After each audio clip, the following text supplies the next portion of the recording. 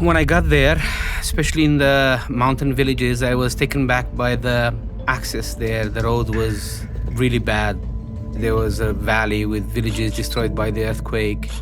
The aftershocks are still ongoing. I actually sat in between what used to be houses and now are pile of stones, wondering what and how to photograph. There was nothing left. People had nothing left. I'm Sorin Furcoi, a photojournalist, and between us, as I was documenting life after the earthquake in Afghanistan, I saw grief, but also moments of solidarity that gave people strength.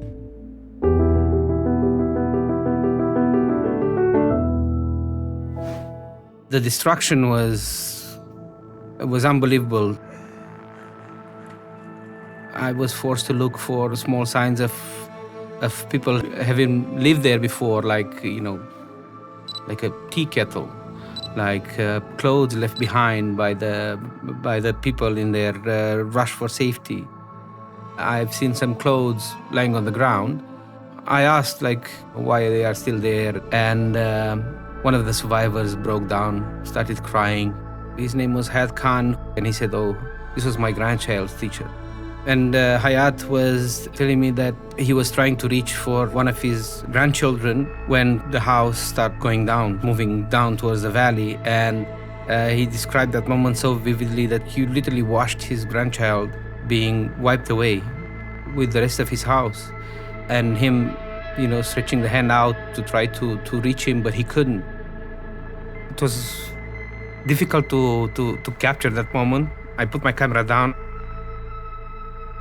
I didn't want to actually photograph that man in such a weak moment, to a proud Afghan man who just lost about 14 members of his family.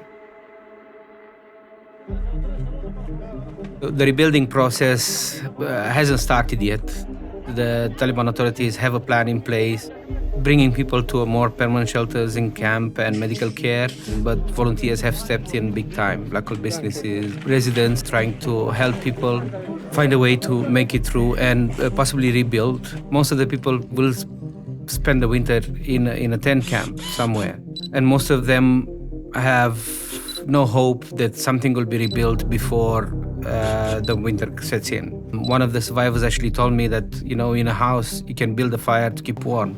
How will we keep warm in a tent where a family lives of, 13, 14 people? I met a few international NGO employees, staff, but they are very few and far apart. The international community did step in and help, but they haven't really came forward with all they can do in this regard, partly because the Taliban government lacks international recognition, and that really affected the way the aid was distributed. Afghanistan is a country that has been through more than 40 years of war. People have seen destruction, people have seen death, and it was amazing how most of the people, apart from their stories of grief, they are looking forward to move on, to rebuild, to not leave their ancestral lands where they have been born. They wouldn't move out from their mountain villages because there where the air is, there where their food is, there where their water is, and there where God is. Most of them, this is what they told me.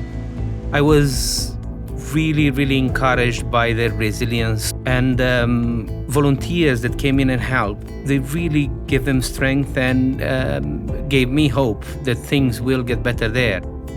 It was, for me, an example of solidarity of your own people. I was a little bit surprised, given that Afghanistan is not the richest country. People, don't have much, but from the little they have, they went in to help those people in need. A testament to the resilience of these people, and they still haven't given up.